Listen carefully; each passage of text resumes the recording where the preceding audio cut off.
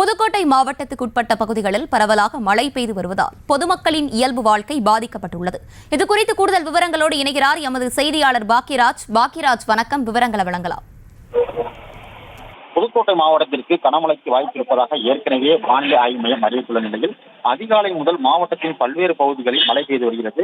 புதுக்கோட்டை நகர் பகுதிகளான மாலையீடு, TVS corner, Thiruvappur, Machuvadi உள்ளிட்ட பகுதிகளிலும் இதேபோன்று பெருங்கலூர், பரம்பக்குடி, கந்தர்வக்கோட்டை, அண்ணாவாசல், குடிமியான்மலை, திருமயம், வம்பன் உள்ளிட்ட பகுதிகளிலும் மழை பெய்து வருகிறது.